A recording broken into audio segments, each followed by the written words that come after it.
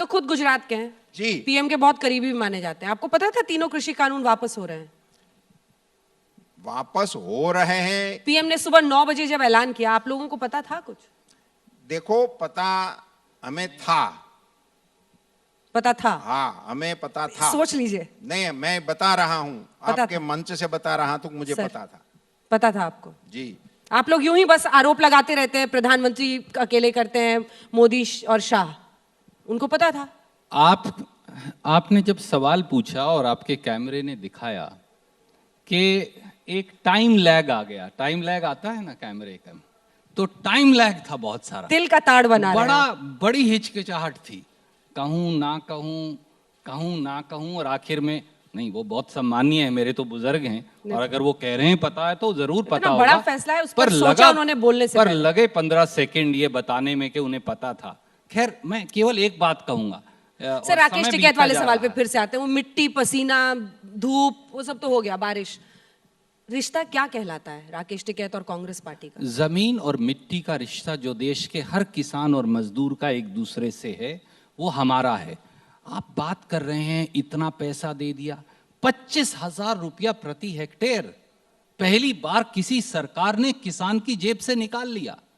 3 रुपया 56 पैसे डीजल पर सर एक्साइज टैक्स था, आपने कम कर दिया, उसके बाद भी 38 और 40 रुपया है आज भी। क्यों?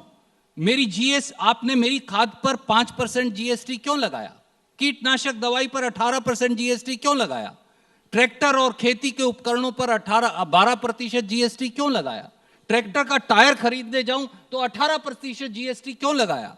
आप जो किसान की जेब से पैसा निकाल रहे हैं हर रोज, वो 25,000 रुपया हेक्टेयर आता है, और आप कह रहे हैं मैंने 6,000 रुपया दिया इसलिए अब ताली बजाओ। 25,000 रुपया दो, 6,000 रुपया लो और ताली बजाओ। ये अजीब संयोग है। संयोग तो है या सर, प्रयोग है? बज गई जहां बजनी थी। किसान कैसे उठेंगे? चुनाव के पहले उठा लीजिएगा। ये नहीं, छोटा सा जवाब, लास्ट सवाल है, किसानों को उठा पाइएगा चुनाव के पहले? उसी के लिए किया ना सब।